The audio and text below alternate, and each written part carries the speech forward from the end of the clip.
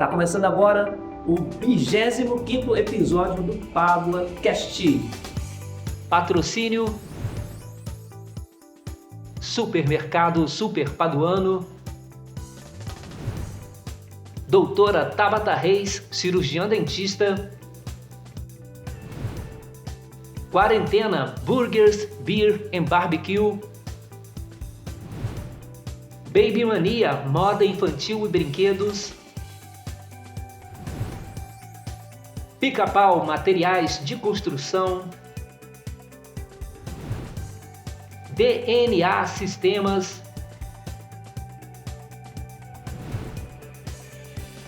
Drogaria Cidade Nova, Micromed Informática. Apoio Chaveiro e Amolador Lemos, Jeito de Brasil Ateliê, Zap Padua, H1Chat e BX4 Assessoria de Marketing. Apoio de divulgação, Jornal do Noroeste, Jornal Na Boca do Povo e Jornal Sem Limites. E hoje eu estou recebendo um cara aqui que, esse cara é da história. Padua Silveira, Padua do Tiro de Guerra. Padua, obrigado por você estar aqui, meu amigo. É um prazer. O tiro de guerra, né, em parte é parte da minha vida, né, 2/3 da minha vida eu passei ali dentro, né. Você também fez parte disso aí, você teve sua ano de indução lá com a gente, muito bacana, né. E para mim é um prazer estar aqui, tá? Esse convite seu foi muito bem recebido por mim, me sinto honrado, tá? Muito honrado mesmo. E vim aqui para contar um pouquinho, né, da minha história lá no tiro de guerra. Vamos ver o que vai dar. Vai ser, a gente não vai contar tudo, Mas, Padua, você tem quanto tempo lá de secretário? Rapaz, como secretário do tiro de guerra, eu estou há 42 anos, né? 42 anos. Meu Deus, pessoal, né? Tem 6 ou 7 anos que eu aposentei, né? Mas até agora não me deixaram ir embora para casa. Eu tô lá, chega o instrutor, fala, não, fica mais um pouquinho. Vão ficando. A confiança, né? Confiança no cara, velho. E você começou, tem 42 anos. 42. Quando você começou a trabalhar, você serviu aqui? Eu servi quando o tiro de guerra era na cooperativa. Servi com o subtenente Roland Ferraz em plena enchente de 1979. Eu me apresentei no tiro de guerra com a minha roupa dentro de uma sacola plástica, porque eu morava na Rua da Chácara, o tiro de guerra era na cooperativa. E estava só de cueca. Teve que vir fazendo nado. Rapaz, não tinha como não ir. Se você não fosse, você ia ser preso. Se apresentou nessas condições. Caramba! Você era meio bruto antigamente. Não, ainda. Antigamente era mais difícil. Falando isso, antigamente era mais puxado, hoje em dia deu uma aliviada, deu uma abrandada. Mas o que eu posso dizer? O exército em si, né, humanizou de certa forma. Né? Não fosse desumano. Na minha opinião, eu acho que a base ainda continua. Né? Só que algumas situações, né, elas foram sendo aliviadas aos poucos, né? Por exemplo, antigamente o meu instrutor, ele chegava para a gente e foi uma das primeiras coisas que eu aprendi. O único direito que você tem é de não ter direito. Essa era a conversa dele. A primeira impressão que eu tive, né, eu era o atirador 05 quando eu me apresentei. Tem aquela distribuição de farda, né, normal, né, você recebe ali. As cadeiras na sua época ainda eram aquelas duplas de abrir e fechar. Então eram as mesmas lá da cooperativa na época. Eu era o 05, ele virou para o 01, falou o nome dele, pegou o coturno e levou até o 01. O 02 levou até o 02, 03, 04 e o 05. Na hora que ele falou 05, eu levantei e falei, atirador 05 Silveira, e fiquei esperando o coturno. Ele baixou e mandou o coturno no meu peito, eu rodei com cadeira, com tudo, caí no chão. Na hora que ele gritou 06, o 06 já pulou lá na frente dele. Doideira, doideira. Mas muito bom, muito bom. Eu, rapaz, tinha um carinho pelo Ferraz, uma coisa incrível. O cara era muito bom. E era assim, era duro, bravo, né? Mas tinha que ser. É por aquilo que pareça, né? A forma, tem alguns sargentos muito peculiares que tem a forma de ensinar, né? E é interessante isso, né? Ele mostrou para você como é que é e todo mundo aprendeu a sequência. Acabou. Ele usou o artifício ali para mostrar quem mandava ali. Muito bom. E você já passou, cara, 42 anos, 42 turmas. Porque na minha época eram 2 turmas, de 79. Era turmas de 6 meses, inclusive eu formei cabo e dei instrução para a segunda turma. Por isso que muita gente que se viu na segunda turma de 79 fala que serviu comigo. Mas na verdade não, eu que dei instrução para eles. Já estava ornado já, né, como sabe, bacana. Então você, pessoal que vai ter continência mesmo. Rapaz, alguns batem. De vez em quando eu passo aí, tem os policiais batendo. Não, querido, vai pelo mérito do bar, assim, né, pelo toda a história, a trajetória que você tem. Qual foi o sargento mais longevo, que ficou mais tempo ali, foi o Parreira, né? Rapaz, tanto o Ferraz quanto o Parreiras ficaram 9 anos, né? 9 anos. O Ferraz, né, eu peguei ele já no finalzinho, servindo com ele, e comecei trabalhando com o Sargento Fernandes, hoje Capitão Fernandes, mora em Niterói, num sítio. Só para você ter uma ideia, todos esses instrutores, tirando o Ferraz, né, que faleceu tem 2 anos, inclusive a turma do ano que ele faleceu levou o nome dele, né? Fizemos uma homenagem e tal, chamamos uma filha dele que mora em Pado e tal. Todos os outros instrutores, eu tenho contato com eles. Que bacana, cara. Todos eles. Inclusive o Fernandes, todo dia ele manda um bom dia para mim, uma mensagem. Então, rapaz, isso a gente que eu falo isso, né? Falo que serviu o exército. E tiro de guerra aqui é para toda a vida. Sim. É amizade para toda a vida.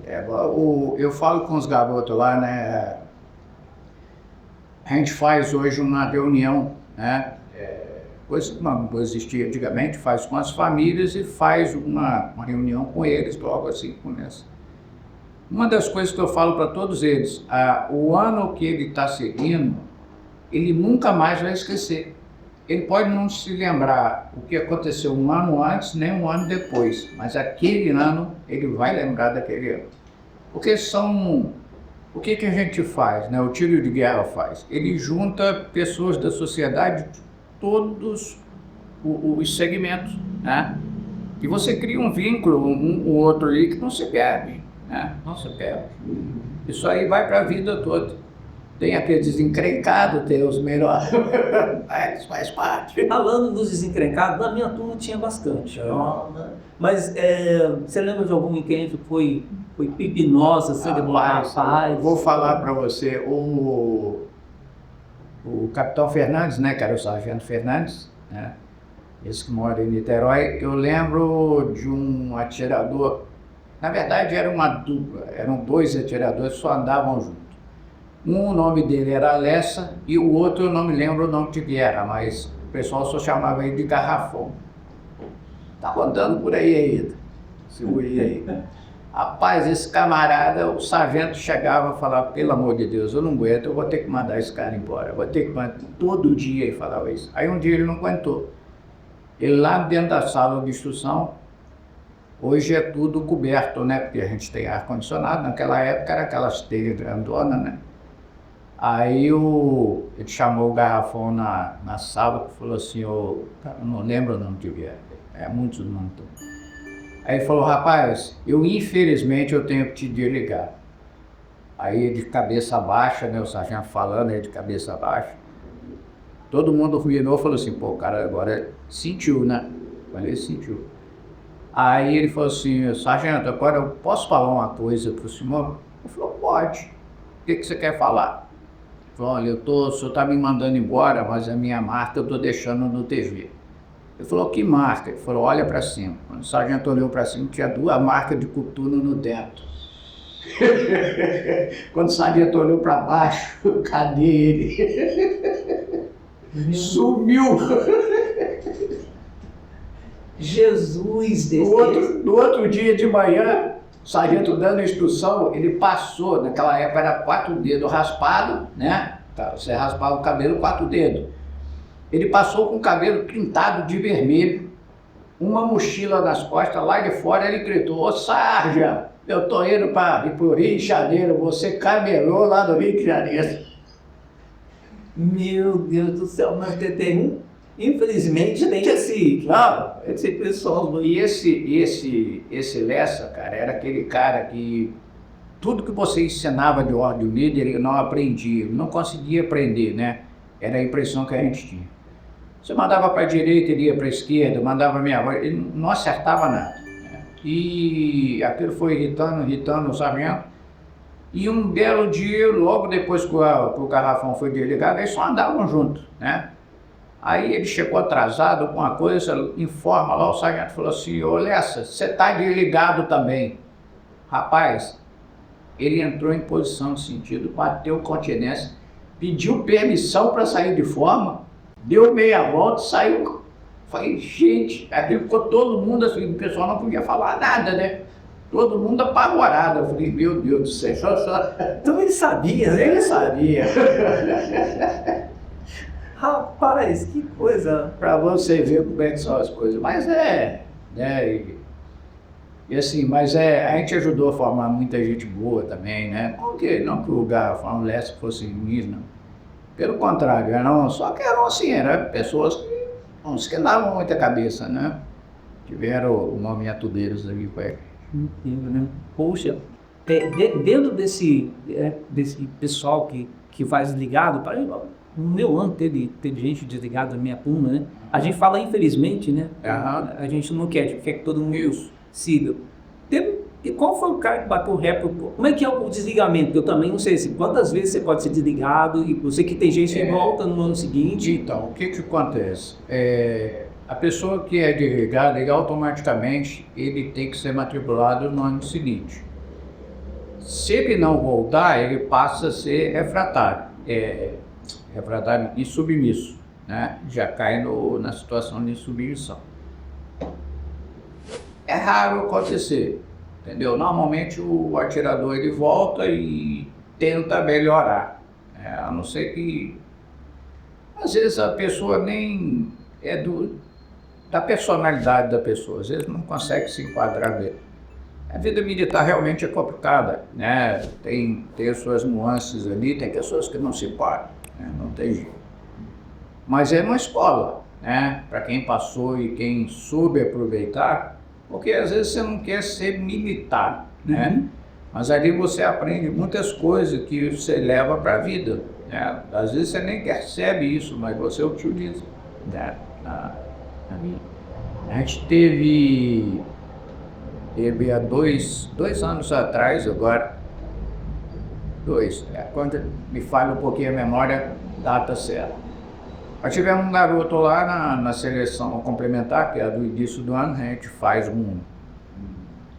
uma peneira exatamente para não se passar certas situações. Hoje a gente tem uns problemas na cidade, problema de droga, né? Várias situações, a gente faz um levantamento. Aqueles que sobram para a gente utiliza algumas situações que a gente pede auxílio, né? A Polícia Militar, a Polícia Civil, né? Alguns órgãos que nos auxiliam para poder historiar a vida desse pessoal que está chegando para a gente, até pena que você não conhece. E nessa brincadeira aí, um garoto apareceu lá dizendo que morava em Aperibé, né?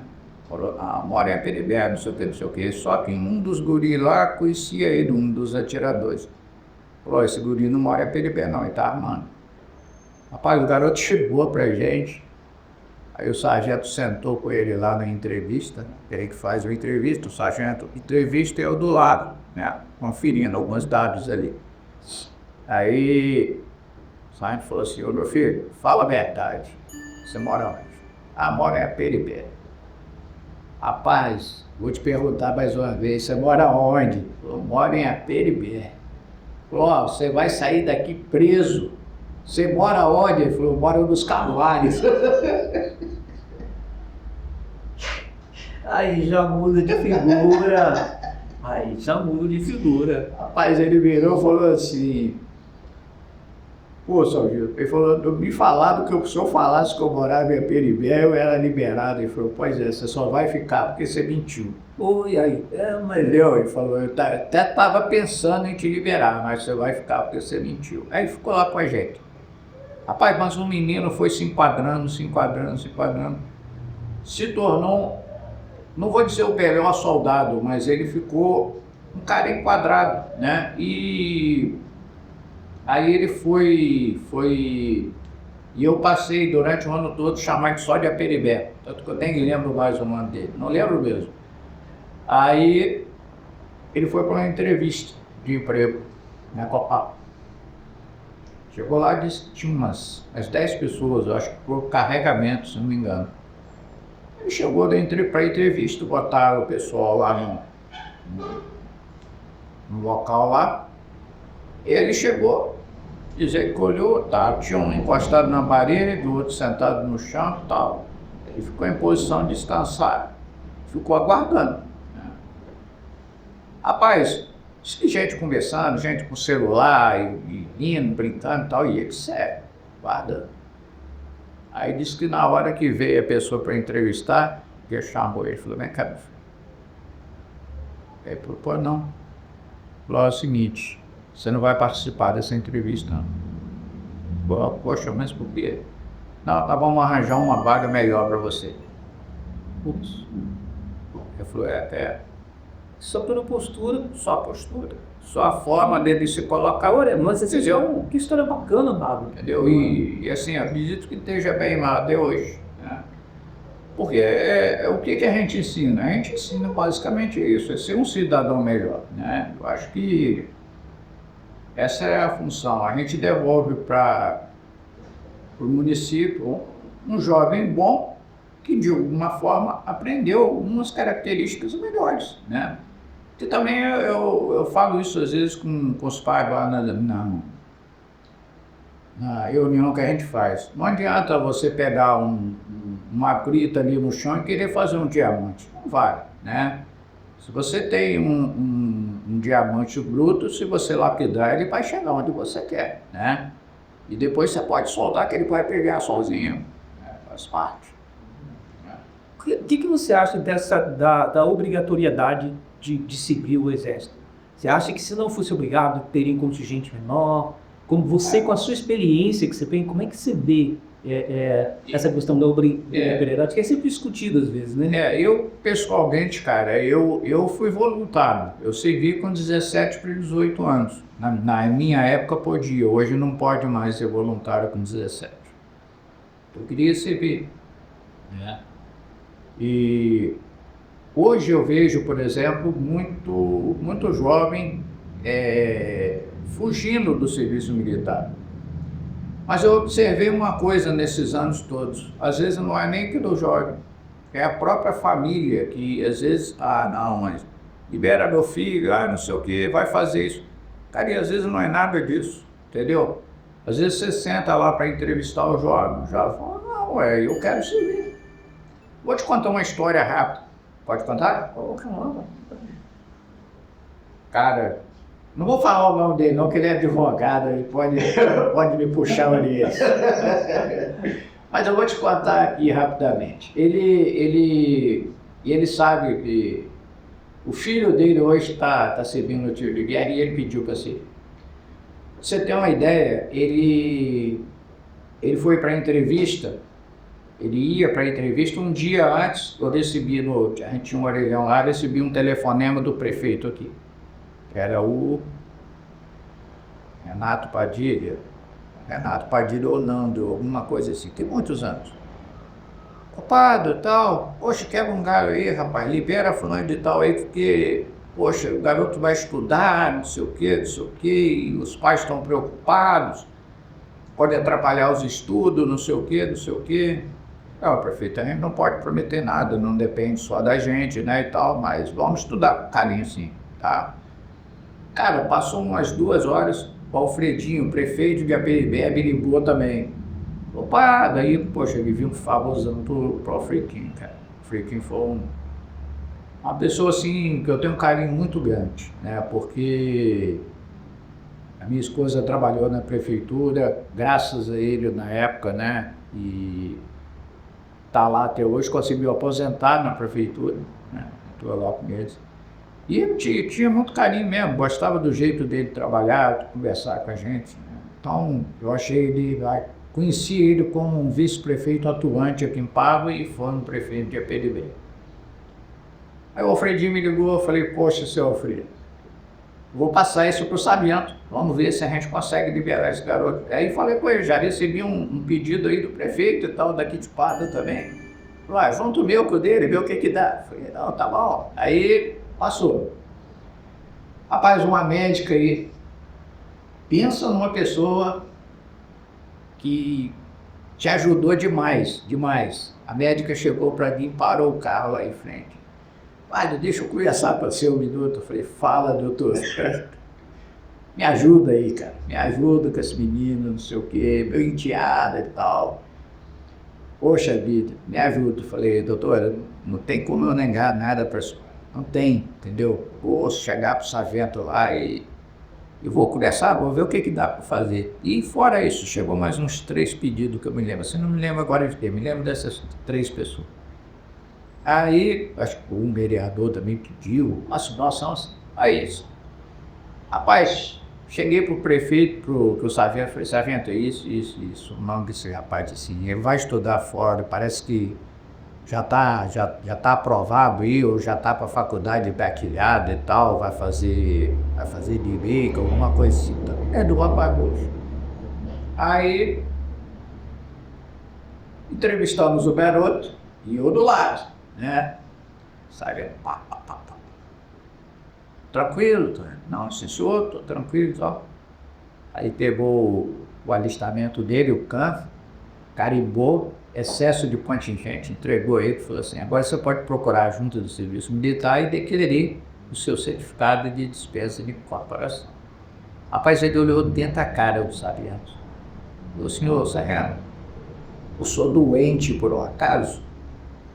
O sargento falou, ué, não, que eu saiba não, por quê? Ele falou, não, porque o senhor está me indispensando.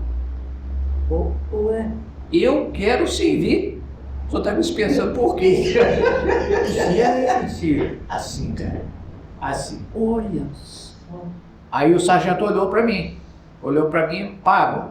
Falei, ô sargento, prevalece a vontade dele. A vontade dele prevalece. Acabou. Aí, falei, meu amigo, deixa você ficar lá. Risquei a quadrícula, botei lá, atripulado. Aí você viu, deu uma trabalheira, tá? Mas coisa de jovem. Mas foi um bom atirador, foi um bom atirador. E hoje tá aí. Hoje um advogado, ele me parou na rua. Falou, padre, ó, meu menino vai aparecer lá, hein? Falei, ó, e se falar que não quer, eu quero é claro. Falei, tá certo.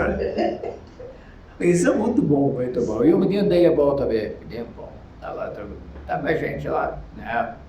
Esse ano a gente tá com um sargento novo, né? Um paraquedista, veio da brigada. E a gente tem as dificuldades, né? Tiro de guerra.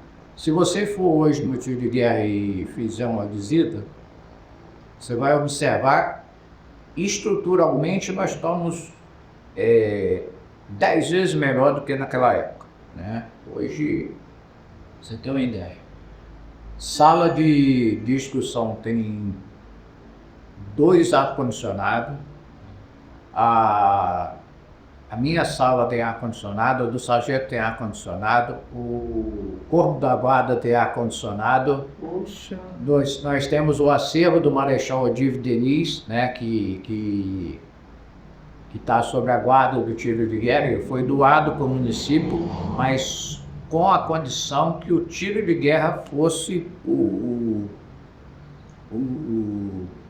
como é que se diz? Fosse a guarda do acervo. Né? Então tá lá, a gente tem o maior carinho por aquilo ali. O Paduano, né, que, só para você ter uma ideia, eu acho que foram, desde que o Exército existe, né, os Forças Armadas, eu acho que 20 e poucos marechais só. Né? E um é Paduano. É isso aí. Tá muito bem guardado em memória, que tem que ser guardado e preservado. Por exemplo, eu acho assim, eu acho que uma hora você deveria dar ainda lá, fazer uma visita, tomar um café, vai bem, Vai ser um prazer. relembrar um pouquinho.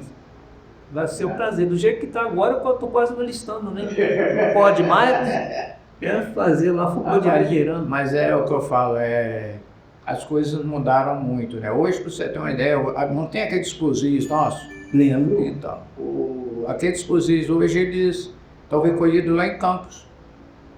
Nós recebemos há uns 2 anos atrás, recebemos uma ordem para recolher, né? E ficaram lá, não conseguimos ainda trazer eles de volta. O estado do Rio e o Espírito Santo, que é a primeira região, né? Os tiros de guerra estão sem fuzis. A gente faz os tiros, faz tudo. A gente tem toda uma logística que a gente trabalha, né? Faz a IPD, faz essa situação toda. E o Giovanni, né, tem um stand de tiro no particular, né? E ele empresta pra gente, a gente vai lá, faz o treinamento e depois se desloca até Campos. Os soldados hoje têm uma vantagem, que eles atiram com parafal, o que naquela época era o fuzil da brigada paraquedista, né? Era só a brigada mesmo que tinha. Hoje eles atiram com parafal. Mas eu, pessoalmente, eu prefiro o mosquetfal. Aquele não, aquele era não, demais. Era o nosso namorado, né? É verdade. Mas era namorado de boa. Aquilo tinha que ter um carinho danado. Você sabe que foram trocados em 1987, se não me falha a memória. O mesmo fuzil que foi o meu do atirador 05 em 79, até 87 eu atirei com ele. Todo ano eu atiro até hoje, mas com Campos eu tenho evitado de ir a Campos. Mas até ser repolido eu atirava com o meu fuzil, o 05. Rapaz, por incrível que pareça, você lembra como é que funcionava a limpeza do armamento, aquela coisa toda? Você tinha que olhar ali, ver as raias direitinho, aquilo tinha que estar brilhando lá dentro. Quando eles trocaram em 87, a alegação é que era para mandar uns fuzis melhores pra gente. Cara, eu levei um susto quando eu comecei a observar os que chegaram. Parecia que estava cheio de areia lá dentro. Tudo sujo, borrado. Eu falei, gente, pelo amor de Deus. Aí fizemos um relatório, mandamos lá para a região militar, né? Aí eles mandaram até uma equipe para fazer manutenção e tal. Mas nunca mais ficou a mesma coisa. Aí para a gente fazer os tiros, a gente separava os 10 armamentos melhores, né? E todos os atiradores atiravam só com aquele. O resto era mais para ordem livre. Mais para ordem livre. Cada um tinha o seu. Mas na nossa época, eu acredito da sua também, se atirava com o próprio fuzil. Sim. Né? Era o próprio fuzil. Por quê? Porque a gente tinha um cuidado tão grande com os fuzis que era a namorada mesmo. Você não largava pra nada. Eu não lembro se achasse um fuzil só, correr da senhora, não dava louco. Nossa, mano. Não, pode falar. Então, mas eu acho que hoje a falta que eu sinto para esses garotos, a falta minha, né? Porque talvez eles nem sintam, porque não passaram ainda por isso. Exatamente a falta do fuzil. Por quê? Porque muita coisa é feita em cima da ordem de vida armada, né? Você consegue trabalhar mais coisas, você consegue fazer uma ordem de vida sem comando, são várias coisas que você pode trabalhar, né? Hoje a gente trabalha também mais a parte social do atirador também, né? A questão de apoio Acabamos de fazer uma campanha do agasalho, né, para o asilo, essas coisas. A gente tenta suprir uma coisa com outra, né? Mas no meu pessoal eu acho que faz muita falta, muita falta. A namorada do lado é muito mal. O ano inteiro, você que tá solteiro, vai ter uma namorada garantida durante um ano inteiro. Essa é fato. Eu às vezes até brinco com os garotos lá que talvez eu seja assim, uma das. Talvez não, tenho certeza. Sou a pessoa que mais atirou de mosquetão, mosquefal, aí limpado, né? A gente fazia aquelas inquietações com tiro traçante nos acampamentos, aquelas coisas. Rapaz, granada, detonar granada, eu vou te falar. Aí, bateu um pino de granada. Foi a última que eu detonei na vida. Falei, a minha filha tinha acabado de nascer. Eu detonei e falei, ó, nunca mais eu quero botar a mão num negócio desse, porque eu não sei o que vai acontecer. Quando eu segui, o padeiro me ofereceu para arremessar uma granada. Eu falei, muito obrigado. Sabia 3. Mas é muito bom. Mas essas aí foi na época do Amin, subtenente Amin, hoje mora em Juiz de Fora. Tenho contato com ele também, direto. Ele mora no mesmo prédio do Torres. Eu que apresentei o Torres para ele, que era no local que o Torres mora lá. São muito amigos hoje, né? Foi instrutor aqui também. O Amin, na época, ele me chamou na sala e falou: opa, recebi uma ordem, tem que detonar essas granadas velhas e tudo. Tem munição, era traçante, perfurante, real, festim. Tinha uma outra munição agora que me falha a memória. Aí nós levamos os atiradores lá pro sítio dele, indo pra beira do Paraíba ali, alguma coisa assim. Rapaz, pegamos uma peirada de barranco lá e começamos a atirar, botar um alvo lá, mas no final, cara, já não aguentava nem segurar o fuzil, mas aquilo, cara, vocês barraram no cano assim, chegava a queimar, mano. Falei, meu Deus, vai tirar mais muita munição mesmo, muita coisa. Só a munição real foi acho que mais de 1000 munições. Eu não podia detonar aquilo tudo, porque estava ficando velho, né? Acaba ficando perigoso. Fica perigoso. Uma munição pode, simplesmente, ela pode mascar alguma coisa assim. Então você tem que ter muito cuidado. E as granadas, eu acho que foram 27 ou 28 granadas. Isso tudo? Caramba! Mas aí tinha uma ravina, né? Um buraco de pedra. Aí botava os atiradores em volta, abaixado, e você soltava a granada. O barulho mais parecido que eu me lembro de uma granada quando detona é um enxame de abelha passando. O mesmo zunido de um enxame de abelha. Coisa de doido. Bem complicado. Mas aí essa aqui, ó, eu detonei essa.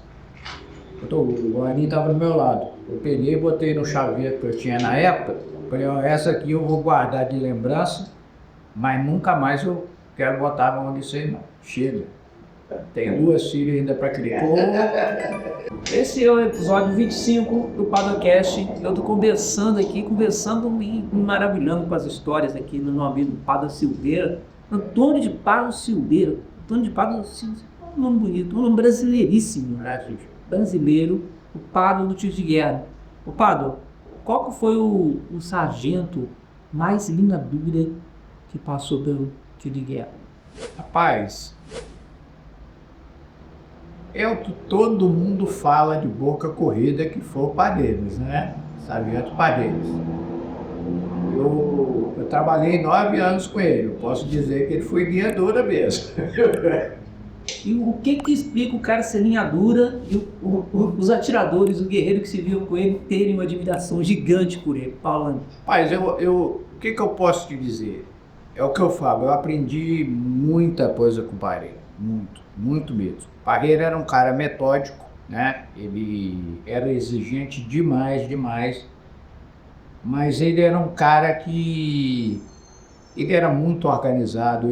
A questão de instrução, por exemplo, só para você ter uma ideia, mandamos uma turma de atiradores, eu acho que uns 8 atiradores para a Brigada Paraquedista. Foi a primeira vez que foi a turma, na turma dele. Esse pessoal que foi para a Brigada Paraquedista, alguns estão em Pado hoje, eles se destacaram dentro da Brigada Paraquedista. Eles chegaram lá, até onde eu sei, né, por conversa com eles também, na época, deixaram os caras antes de fazer o salto, deixaram uma carta topográfica na mão do pessoal, uma bússola e as coordenadas.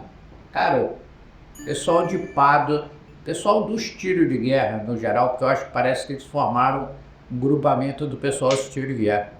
Eles arrebentaram, os caras ficaram apavorados, porque o pessoal do Rio de Janeiro, todo mundo perdido, o pessoal de fora, e o pessoal de tiro de guerra, os caras falam assim: olha, vocês vieram de onde? Onde vocês aprenderam isso?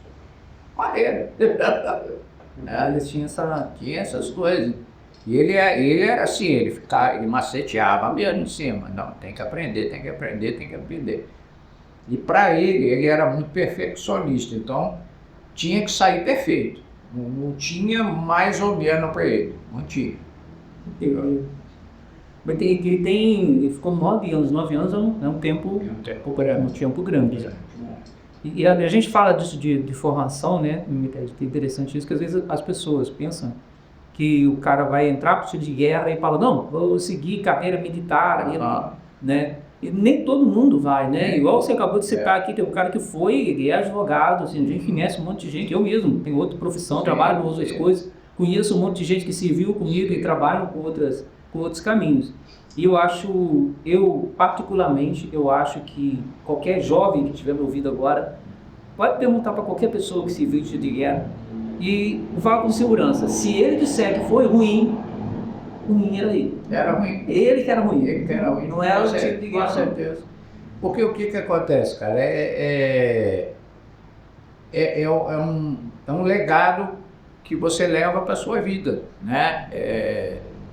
Coisas que não é uma ordem unida, não é isso. É uma coisa que você agrega na sua vida. É uma amizade, é um ensinamento que você pegou, né? É o respeito, é a questão de cumprir o horário, né? São essas coisas que parecem muito chatas quando você está lá, e você vai levando isso para a sua vida. Tipo assim, isso fica enraizado na gente. Você tem um compromisso, por exemplo. Cara, eu às vezes nem consigo chegar, mas eu procuro sempre estar 10 minutos antes, entendeu? Cara, só se mudar mesmo. Entendeu? Igual você marcou comigo. Cara, eu fui correndo em casa, voltei, peguei um engarrafamento ali, falei: caramba. Esse rapaz, vocês se iludem com ele, que o Pablo, além do tiro de guerra, ele é hiperatareado. A agenda dele, ó, é um cara que trabalha muito. Além do tiro de guerra, você faz tatuagem. Como é que eu também? Rapaz, Conte isso. O que acontece? Eu sempre pesquei, né? Pesquei a vida inteira e tal.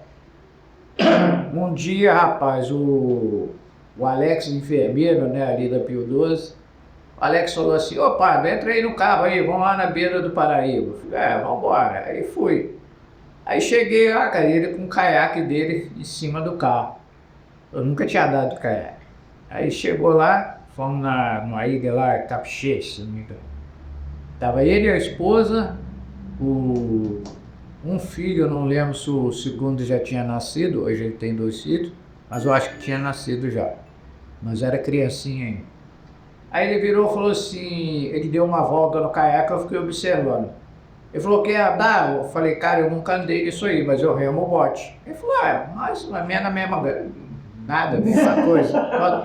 Rapaz, caiaque, se você não tiver jogo de cintura, você vai para dentro d'água.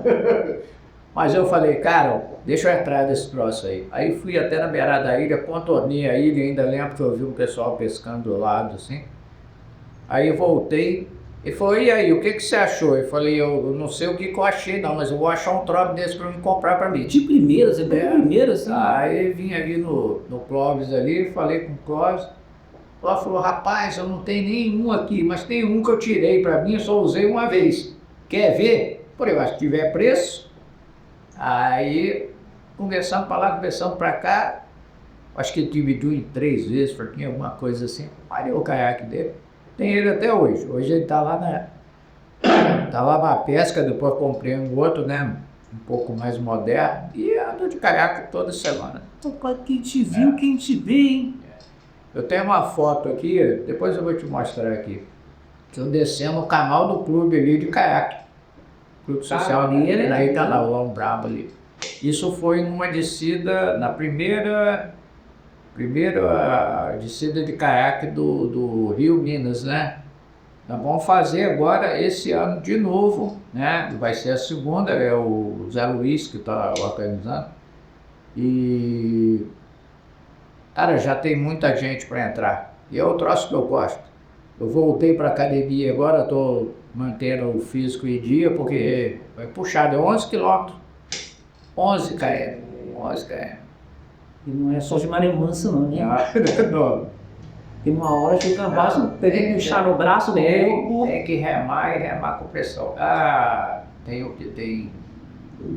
Esse sábado aí que deu uma chuvarada ou temporal aí, esse temporal me pegou dessa ponte aqui, ó, dessa Lago Veiga, até na ponte de baixo. Pegamos chuva de gelo ali, queda de gelo. De caiaque, 6 pessoas de caiaque. Tivemos que esconder atrás da casa do Edmilson, o cretor ali, e esperar estiar um pouco. Depois descemos, chegamos na pesca lá embaixo, aí paramos de pescar, né? Só remada mesmo para chegar. Mas tinha lugar que o vento batia tanto, que você tá descendo a correnteza assim, o caiaque virava com você assim. Você tinha que controlar para não capotar. Vamos sugerir pro sargento botar o canal de caiaque com o instrutor pagando. Pô, mas que bacana, pá. Bacana mesmo. Mas assim, na idade que eu tô, antigamente eu não esquentava não. Na idade que eu tô, vou de colete, né? Eu vou de todo equipamento de segurança. Porque, querendo ou não, a idade chega. Eu tenho mentalidade de 18, 19 anos, mas o corpo não tá acompanhando isso não. Pô, mas é bacana demais. Você está ouvindo o PaduaCast. Patrocínio Supermercado Super Paduano, Doutora Tabata Reis, cirurgiã dentista, Quarentena Burgers, Beer and Barbecue, Baby Mania, moda infantil e brinquedos, Pica-Pau, materiais de construção, DNA Sistemas, Drogaria Cidade Nova, Micromed Informática.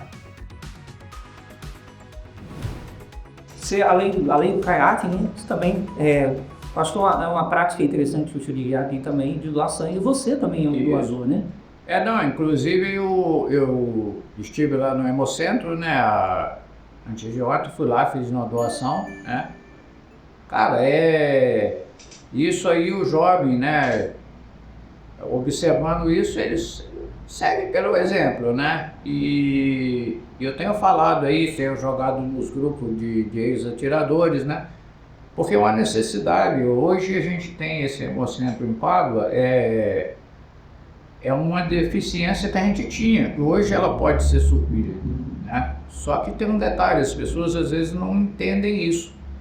O Hemocentro sozinho, ele não se mantém. O que mantém o Hemocentro é o pessoal indo doar o sangue. Por quê? Porque toda aquela estrutura é para poder abastecer o Hélio Montesano, né, evitar esse problema que a gente tinha de ir a Campos para doar, essa viagem cansativa, muita gente deixou de doar por causa disso, né? Eu, por exemplo, eu fui 3 vezes a Campos, cheguei lá, minha pressão tinha alterado um pouco, o pessoal, não tem como doar, mas olha, eu rodei 120 km no mínimo para chegar aqui, como é que não vai alterar? Não tem como, né? Eles não tinham nem como é que se diz, o discernimento que fala, não, senta aí, aguarda o foguinho, entendeu? Toma um líquido, nada disso, cara. Chegava e bom. Ali, cara, você precisa ver a educação desse pessoal ali. Uma coisa fora do comum, entendeu? Te trata com o maior carinho, todo o aparato ali. Eu fiquei impressionado. Vou falar para você, dou sangue desde meus 17, 18 anos. 2 lugares que eu posso falar que foi extremamente bem tratado. Foi Itaperuna e no Hemocentro. Cara, a população tem que abraçar aquilo ali, cara. Tem que abraçar. O município precisa, essa obra nova que está saindo ali, esse Hemocentro vai suprir uma demanda muito grande, mas para isso, cara, precisa, cara, as pessoas vão lá doar sangue. Porque não parece nada, eu tive 2 irmãos que operaram o coração.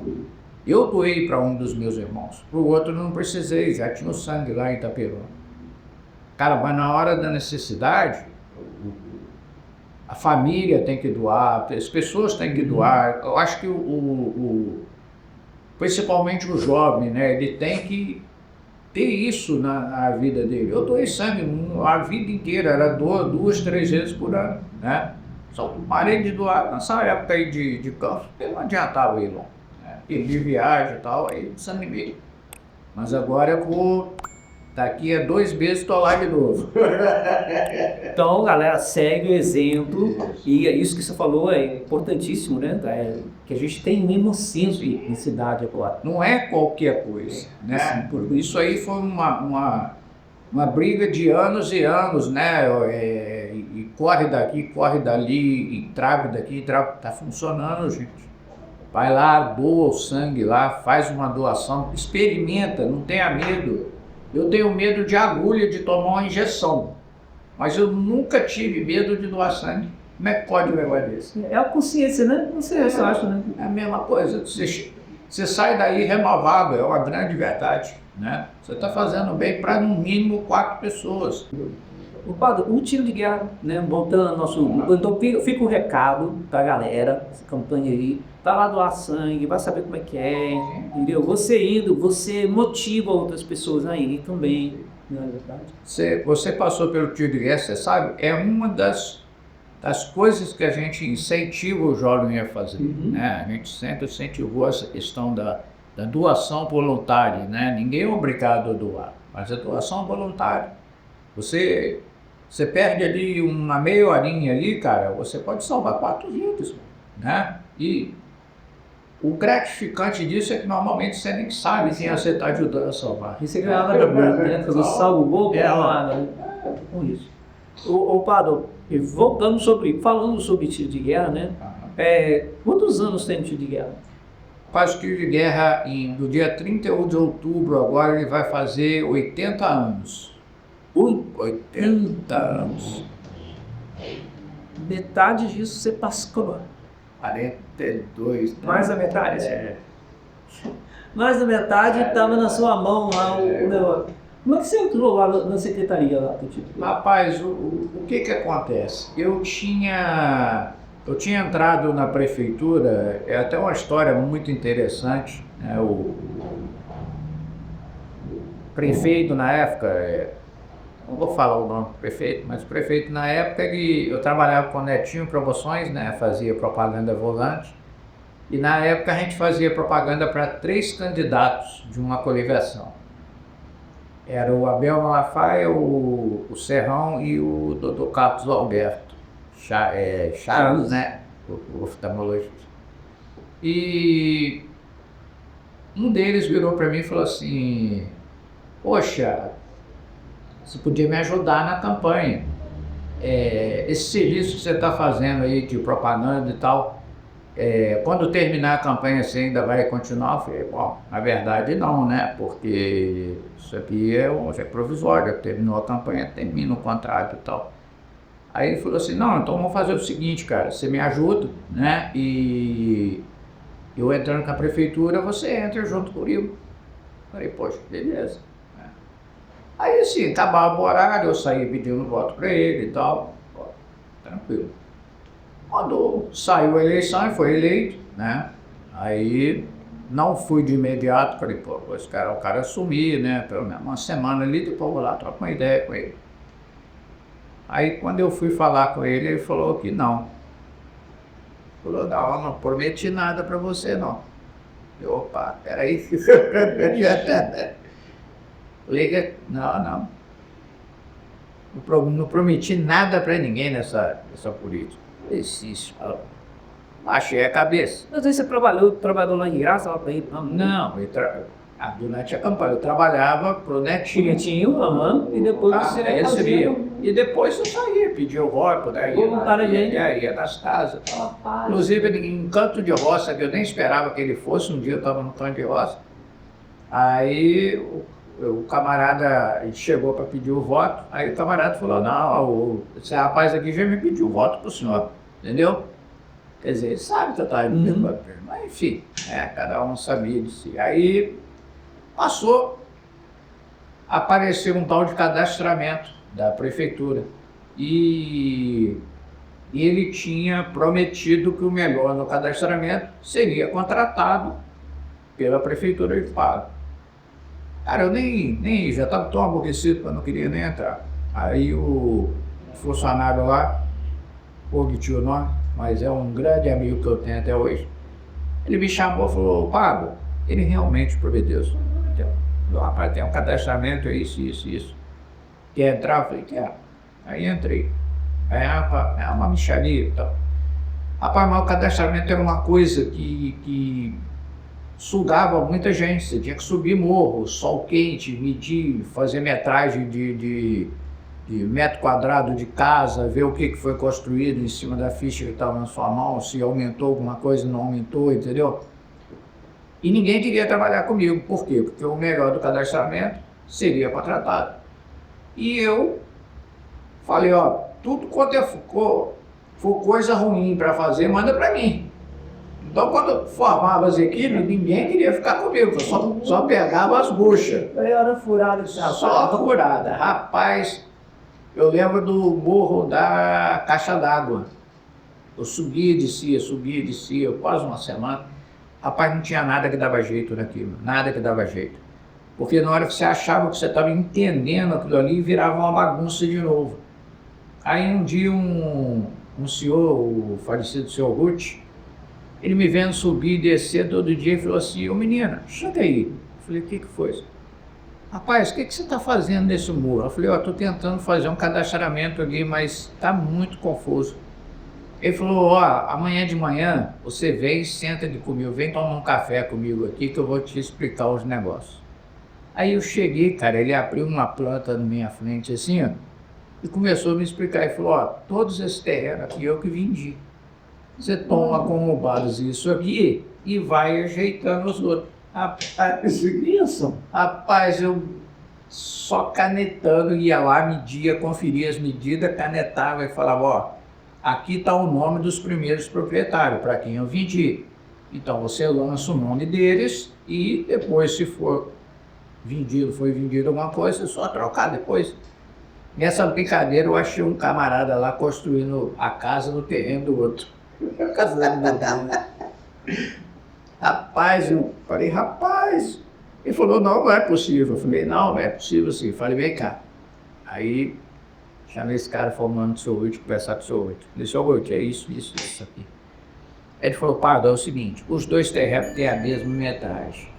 Esse é de fulano e esse ele comprou de fulano. Então, o que eu vou fazer aqui? Eu vou trocar os nomes, porque é o mesmo terreno, mesma metragem, na mesma quadra, colado um no outro. Ele está construindo no que não é dele. Ou seja, ia perder dúvida. Aí ele trocou na ficha dele, eu troquei na minha. Ficou. O cara continuou, o cara que era o dono do DR, continuou com o DR, não tinha nada construído, e o ônibus construiu esse ônibus dele. Foi a salvação do... Nem lembro mais que é isso, camarada. Ai, graças a Deus deu certo. E aí acabou eu entrando. Cara, e nessa brincadeira, eu fui o melhor do cadastramento. Na hora de me contratar, ele falou que não ia me contratar, porque já tinha prometido a vaga para outra pessoa. Poxa, não era isso combinado. Entendeu? Aí esse funcionário falou, não senhor, a palavra que eu dei para eles era exatamente a que o senhor falou comigo. E eu tenho a palavra. Aí ele, então vou abrir uma vaga para o padre. Ele falou, negativo, você pode abrir uma vaga para ela, para o padre ou não. A vaga dele ele conquistou. E aí eu entrei. Fui perseguido pra caramba. A minha sorte foi o tiro de guerra. E já é um guerreiro, né? Já é um guerreiro. Né? Minha sorte foi o tiro de guerra. Aí virou... Quando saiu a vaga do tiro de guerra, o Hamilton Gabriel era secretário de administração. Deu um grande favor ali. O Hamilton, quando eu entrei lá, ele me votou, acho que como optante, alguma coisa assim. Na época eu fiquei chateado, eu falei, pô, não optei nada, o cara me botou como optante. Eu me mantei, eu aposentei, pelo regime eu consigo ficar. Entendeu? Porque senão eu teria que ser exonerado na época, então não tinha opção de ficar. Aí acabei ficando. Fui entender isso muitos anos depois, até agradeci ele já, graças a Deus. Mas aí, cara, o Hamilton, o sargento Fernandes, né, foi o primeiro que eu trabalhei como secretário, ele chegou lá na mesa, lá na sala da administração, tinha uns 8 a 10 funcionários mais novos, né? E eu já estava no ponto de pedir para ir embora, porque eu falei, gente, eu não aguento isso aqui, é uma puxação de saco danado, um vereador do sei o quê. Eu falei, isso aqui não dá para mim não, vou sair disso aqui. Aí eu já estava no ponto de pedir para sair, aí o sargento Fernandes chegou, cara, chegou bravo. Falou para o Hamilton, falou, secretário, é o seguinte, eu não quero saber como é que você vai fazer. Amanhã eu quero um secretário novo lá no tiro de guerra. O prefeito mandou embora o secretário que já estava lá, acho que 2 anos. Eu quero um secretário novo amanhã lá. Aí ele saiu, aquele monte de gente correu, um foi no vereador, outro foi no prefeito, outro foi na primeira dama, outro foi... Aí o Hamilton olhou para mim e falou assim, e aí, você não vai ninguém não? Não tem padrinho. Era você mesmo. Falei, pode bater o documento aí que eu tô indo. Ele falou, rapaz, mas lá você vai ficar deslocado e tal. Eu falei, não tem problema não. Militar, eu tô acostumado a mexer, pode ficar tranquilo. Tinha servido, tinha há pouco tempo, serviço até demora. E o sargento Fernandes foi um cara que me deu muita abertura para trabalhar. O serviço era mais complicado, né? Eu levei um tempo para pegar e tal. Mas, porque era tudo máquina de escrever, né? Você tinha uma máquina de carro, não lembro, 50 centímetros, 60 centímetros, tinha uma menor para documento, eu ia folhear papo, tipo uma pato, né? E até pegar o serviço, meio complicado, mas depois, tranquilo. Aí eu falo com esses jovens hoje, rapaz, vocês têm um computador ali, copiar, colar, pelo amor de Deus. Hoje em dia você fala, um negócio escreve para você. Doideira. Tem um tal corretor aí que às vezes bate, que Deus diga, vai vontade de jogar esse troço. Não, eu também tenho essa dificuldade. Eu quero falar uma coisa, ele quer que eu fale outra, e aí é um problema sério. Ô, Paulo, que você acha assim, que é o futuro do tiro de guerra para o Brasil? Você que tem acompanhado aí essa evolução do exército, essa evolução do serviço militar. O tiro, só para você ter uma ideia, o tiro de guerra de Pablo, a população tem uma consideração imensa com o tiro de guerra. Apesar de todos os pesares, o tiro de guerra ele tem um carinho muito grande. Nós tivemos há uns 2 anos atrás, mais ou menos, 2, 3 anos, tivemos quase que fechando o tiro de guerra, entendeu? Quase fechando. A gente estava com as instalações muito ruins, entendeu? Aquela coisa toda. A população foi se juntando né, se juntando, prefeitura ajudando também, né, com pouco recurso e tal, mas a gente conseguiu levantar pra você ter uma ideia, a pessoal da maçonaria deu maior apoio pra gente também, entendeu?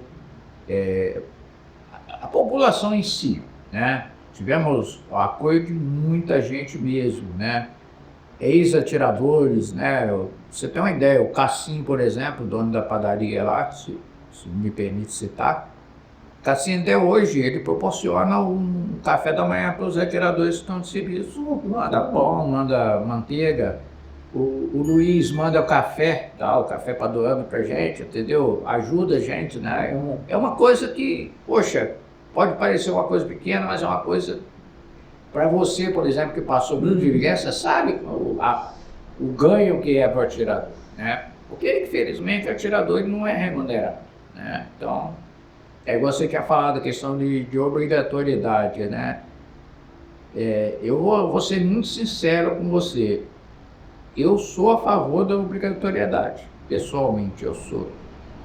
Mas eu acho que o atirador ele tinha que ter uma ajuda de custo. Tinha que ter, um mínimo, né? Uma ajuda de custo para custear, por exemplo, um corte de cabelo, um barbeador, né? Um lanche, o dívida de serviço. Hoje a gente tem um almoço e a janta para o atirador também. A prefeitura existe o convênio, né? Sempre teve, mas em cima desse convênio que vem sendo renovado, a cada ano ele tem um aditivo que é colocado. A prefeitura hoje ela fornece o almoço e a janta para o atirador. É um ganho, né? Então, a família fica despreocupada com relação a isso. Então, são coisas que a gente vai, ao longo do tempo, a gente consegue ir encaixando aos poucos. Mas ainda tem coisa para melhorar, né? E tem algumas situações aí que eu acho que, assim, eu falo isso às vezes. Cada instrutor que vem, ele bota um tijolinho ali, né? E hoje lá eu continuo como secretário do tiro de guerra e tenho lá o Adriel, que é o meu, vamos dizer assim, meu braço direito, é secretário Bob. Eu falo que lá nós temos 2 secretários. O Adriel é peça fundamental. Ele ocupou a vaga que era do Gustavo Almeida, que hoje está na junta militar. Só para você ter uma ideia, o Gustavo trabalhou 13 anos comigo lá no tiro de guerra, como meu auxiliar. Quando saiu essa vaga da junta militar,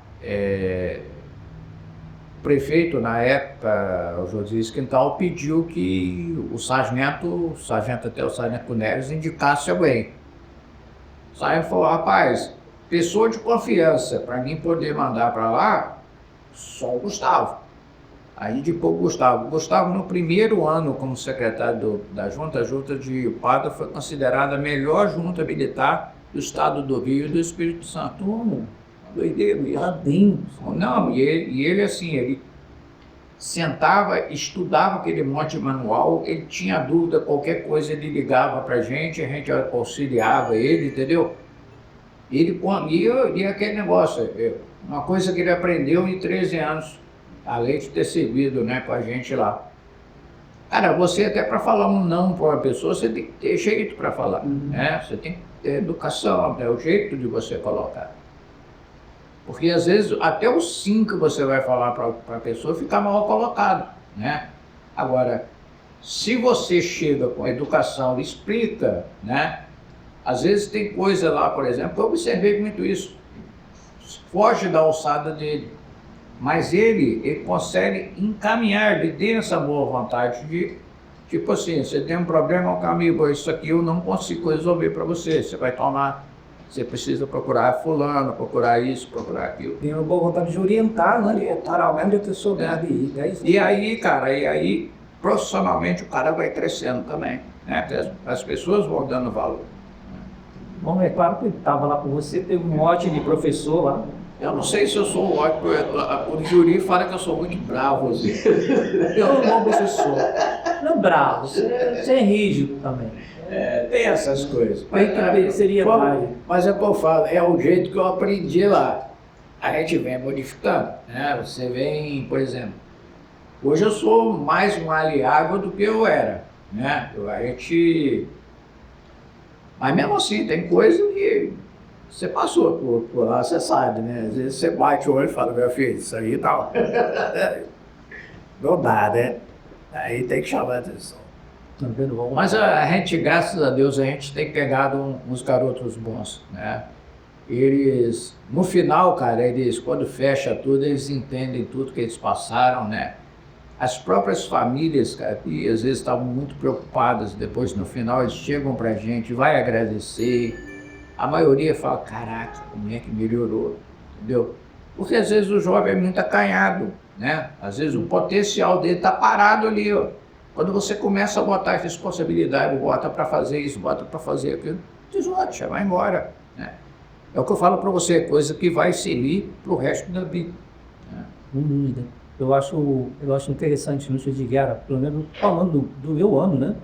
É a questão da possibilidade de você ter a sua vez, né? Sim. Lá todo mundo é tratado igual, como você Isso. falou, lá não tem distinção. Tem. Todo mundo entra ali, tá em forma, é todo mundo igual. Todo mundo a mesma coisa, Exatamente. entendeu? Todo mundo a mesma coisa. Aí o que eu faço?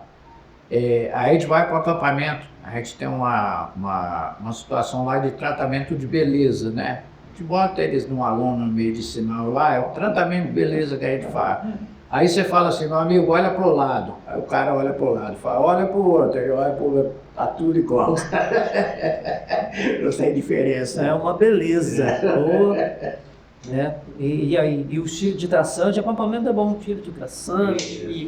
Hoje, por exemplo, a gente até faz tiros ainda, tá? A gente tem um esquema aí que o pessoal está auxiliando a gente ainda faz, né? Faz essa inquietação, faz tudo isso. Faz um sopão lá no final na entrada da noite, para o camarada dormir com o estômago quente, aquecido. Normalmente a gente, assim, eu não sei nem, eu acho que acontece muito por acaso. A gente normalmente quando vai fazer o acampamento, cai num período frio, cara. É muito por acaso. É muito por acaso. Quem viveu sabe. Esse acaso da vida. É mole. Não tempo. Você lembra de muita gente? Porque assim, é muito tempo, né? Tem hora que chega alguém e fala assim, ô, você fala, tudo bom? Você fala, quem que é esse tempo? Rapaz, o que acontece? Eu lembro da grande maioria de que passou pelo tiro de guerra. Pra você ter uma ideia, eu lembro de gente que serviu comigo, né? Eu tenho minha turma montada de 1979, boa parte está viva ainda, né? Mas a segunda turma que eu dei instrução, eu lembro de gente da segunda turma. E todos os anos a gente tem, você serviu, você sabe, você tem o atirador que se destaca por ser excelente, tem o atirador que fica ali, ele faz tudo que você manda, mas ele não se destaca, e você tem aquele atirador que procura fazer tudo errado, né? Aí o que acontece? A gente lembra muito do que se destaca aqui e o que faz muito errado aqui. Aquele atirador bom mesmo, né? Mas que o cara faz, tem que fazer, ele vai lá e faz, mas não aparece muito. Esse dificilmente a gente lembra. Assim, um ou outro você lembra, né? Mas tem alguns que, não... Às vezes a pessoa me paga e fala assim, meu padre, eu sei quem é e tal. Eu falo, não é possível. Mas eu sou bom fisionomista, por incrível que pareça. Só que lá, o que acontece? Você olha, é igual um caminhão de japonês, é tudo igual, né? Tudo igual. Aí depois, um deixa o cabelo grande, o outro bota um brinco, um barro, Todo alterado aqui. fala, caraca. Mas assim, a grande maioria eu consigo lembrar assim. Não, tem muita gente. Muita gente. E isso a gente conta assim, a gente conta os atiradores, não soldados, formados, e fora a família que tem em volta. Sim. Hoje, por exemplo, hoje que eu digo assim, já há vários anos. Às vezes nessas reuniões aí de paz, cara, eu olho assim, quando que fulano está fazendo sentado ali. Ah, não, fulano é meu filho. Falo, caraca, você não tem idade para ter filho, não. Não, Passa muito rápido, cara. E esse segredo de conviver com a juventude é o que te mantém jovem? É esse o seu segredo? Eu não sei se eu sou jovem, mas para mim é gratificante. Eu aprendo muito com esse jovem, muito. Por quê? Porque o jovem ele traz uma energia muito boa para a gente, né? E eu vou absorvendo isso, né? Porque, querendo ou não, eu estou participando ali direto com eles, né? Uns falam que eu sou brincalhão demais, outros falam que eu sou mago demais. Eu não sei nem o que eu sou. Que isso? Eu acho você maravilhoso, né? Você põe muito querido, pelo menos na nossa turma você põe muito querido. Graças a Deus, cara. É assim, todo mundo praticamente que eu encontro, né, vem falar comigo, o pessoal que passou de guerra e quer lembrar de alguma coisa, né? É bacana. E assim, toda vez que eles montam uma turma, normalmente o sujeito passa lá, me pede meu telefone, me joga na turma. Eu devo ter aqui, cara, uma turma de WhatsApp, umas 10 ou 12, só para você ter uma ideia. Então, esse final de ano agora vão fazer festa e vão não sei o quê. Eu falo, gente, pelo amor de Deus, não sei nem se eu vou ter tempo para isso. Não pode fazer, só não marca no mesmo dia e consulta a agenda desse mês. Essa de 91, por exemplo, já 2 anos que eu participo com eles, inclusive o Parreiras veio para a festa deles. Esse ano acho que não vai dar para mim, cara, por causa dessa descida de caiaque. E aí no mesmo dia, mas assim, vamos aguardar para ver. De repente, questão de horário, até dá para ir das duas coisas. Ô, Pádua, você acha assim que o tipo de guerra sendo, né, exclusivamente masculino, você acha que o moleque também deveria participar do tipo de guerra? Rapaz, eu sou a favor. É assim, falo para você, hoje a gente não teria condição de ter o contingente feminino lá por questão de instalações, né? Porque depende, por exemplo, de modificar o alojamento, modificar a questão de banheiros, né? Tem que ter uma certa divisão, né? Segmento feminino e masculino. Mas eu sou totalmente a favor, cara. Sou totalmente a favor. Porque eu acho o seguinte, eu conheço muitas histórias, né? Porque, como é que eu vou te explicar? Eu além dos escritores, tem muito ex-atirador que seguiu carreira militar, né? De vez em quando. Tem uns que são sargento, subtenente, tem capitão, né? Do período que eu estou lá. E a gente, às vezes, para conversar e existem vários treinamentos de selva, guerra na selva, por exemplo, né? Montanha. E às vezes esse pessoal fala assim, cara, fiquei impressionado.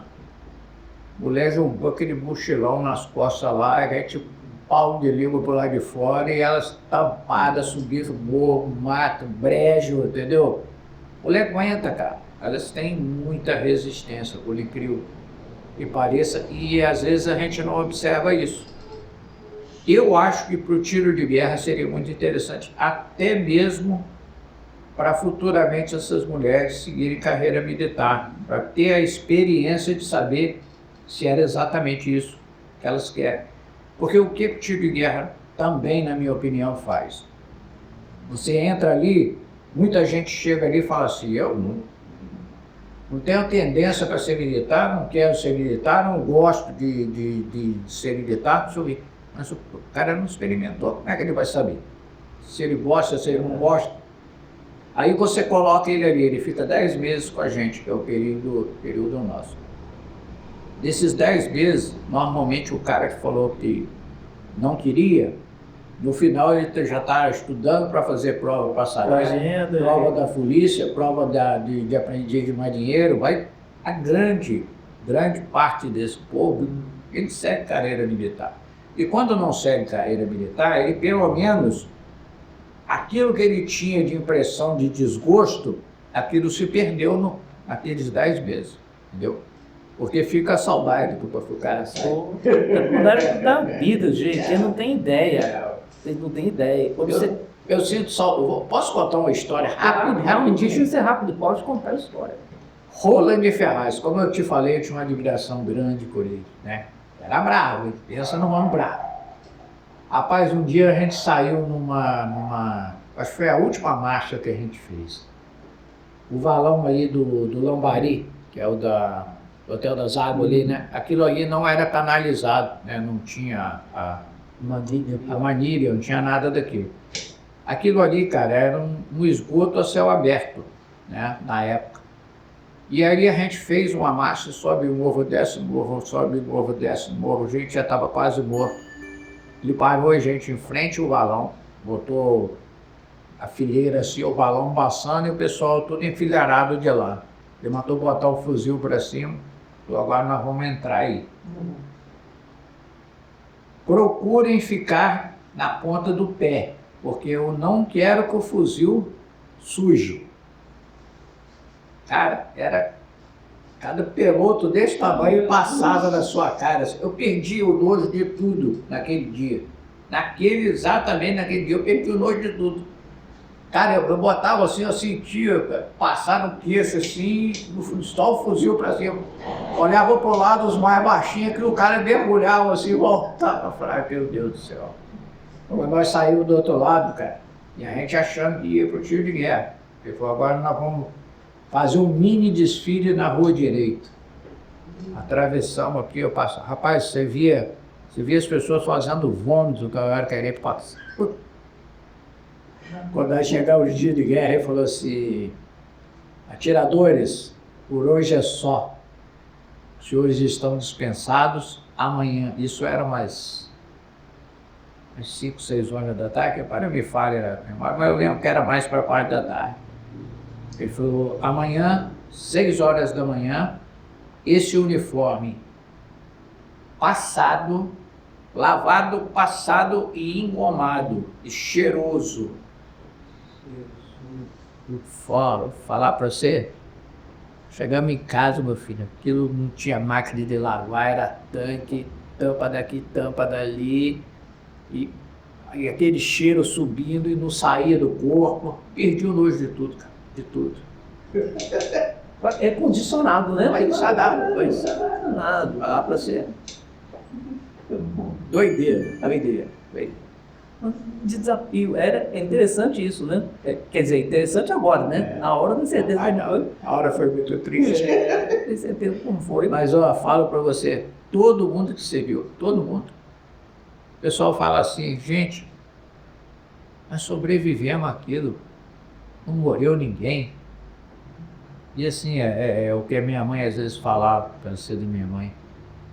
O que não te mata, te deixa mais forte, né? Vai te moldando, né? Não precisa ser tanto também, mas... Mas que quando você depara por uma coisa mais difícil, você fala, que isso? Já atravessei em valão, né? Já atravessei o esgoto, saí nessa moleza. Olha assim e fala... Olha. Isso é ótimo. E talvez o objetivo seja esse. Né? Assim, na verdade, na hora você não entende muito. Né? Às vezes você fica meio assim, fala, caraca, pra quê aquilo? Mas não é. É porque a vida ela te cobra muito. Né? E antigamente cobrava mais do que hoje. Essa é a grande realidade. Hoje o jovem tem mais facilidade. Hoje você tem tudo à mão. Né? Antigamente não. Antigamente você tinha que cair mesmo pra dentro. Né? Como se diz, a mão tinha que ser calejada mesmo, não tinha jeito. Hoje existem profissões que a pessoa às vezes nunca vai realmente ter que suar demais para ter alguma coisa. Né? Não é que, dependendo da profissão, a pessoa não vai trabalhar, não é isso. Mas o tipo de serviço é diferente. O esforço que é diferente. Né? Bom, fica bacana. Deixa eu só parar aqui. Cara, muito bom. Você quer contar mais alguma história? Você sabe. Não, você é cara sou o cara da nossa.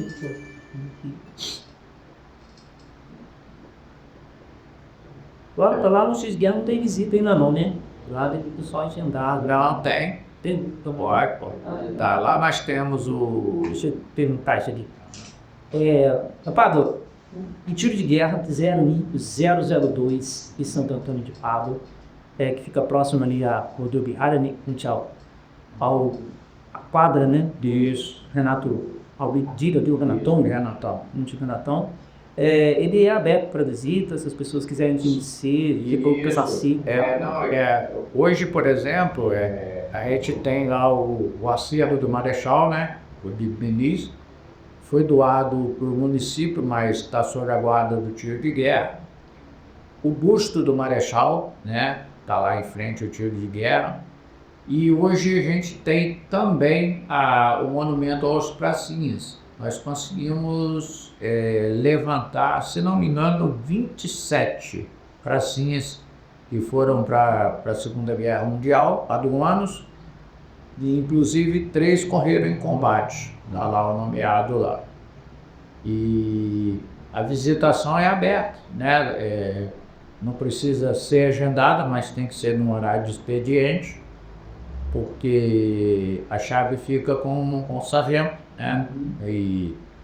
Então tem que ser no horário de expediente. É só chegar lá, falar que quer conhecer o tiro de guerra, quer conhecer o acervo, as instalações. Tranquilamente, entendeu?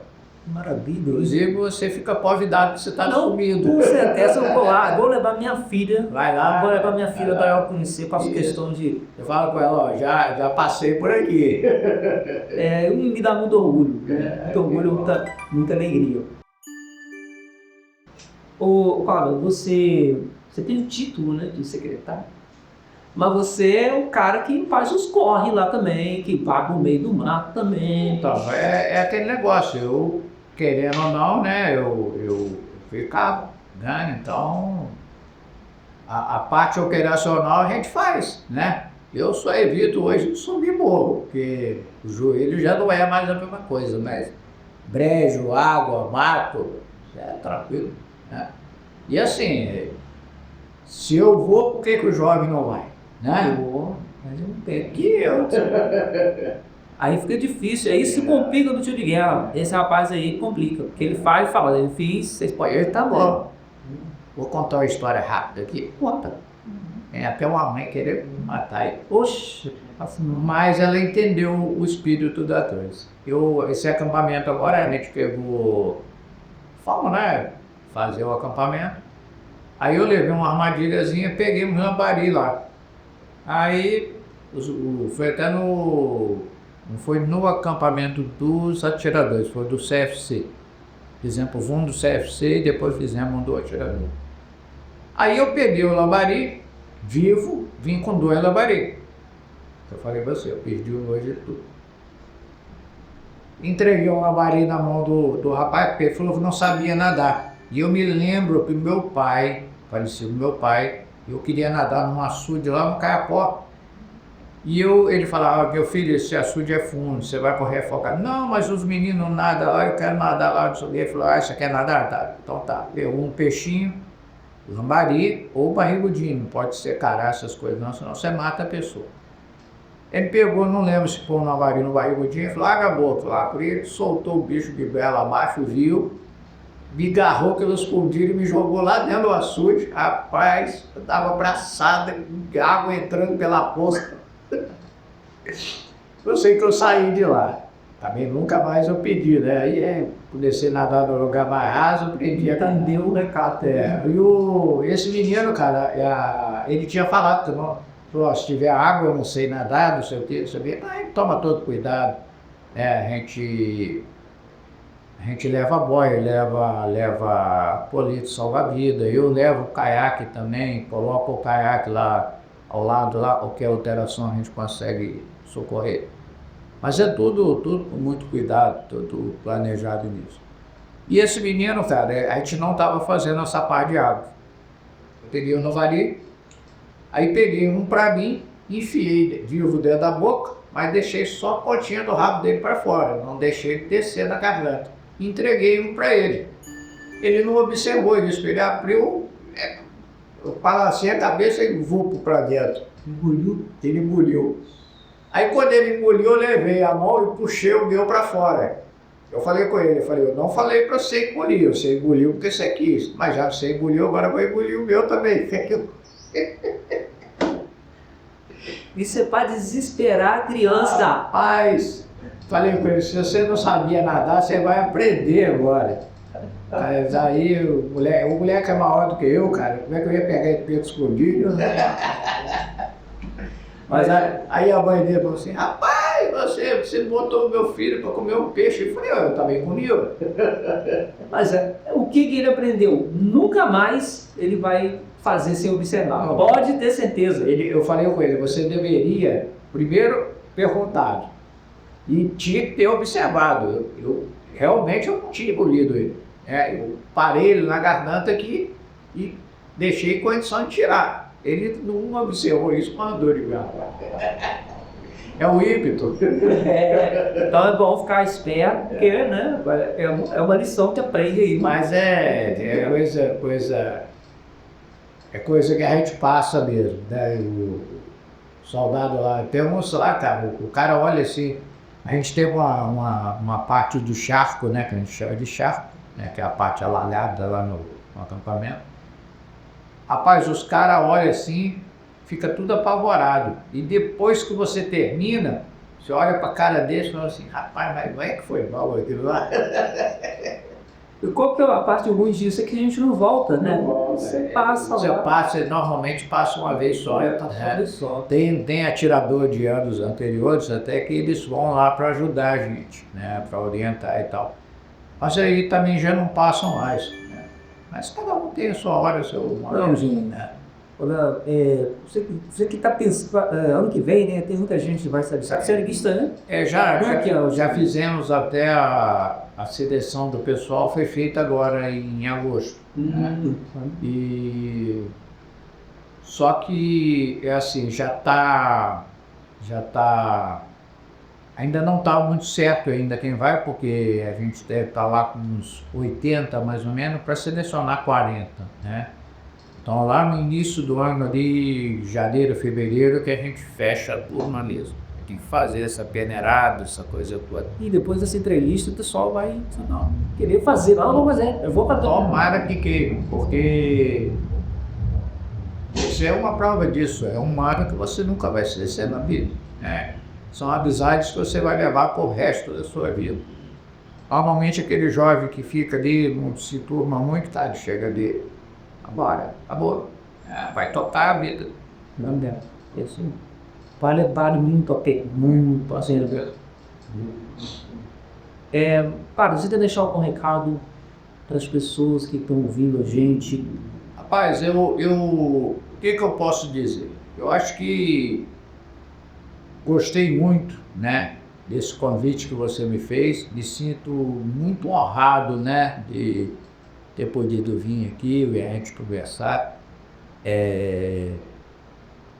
Tem passagem, né, talvez, quem sabe, futuramente a gente nem volte aqui mais uma vez. Será ótimo. Né,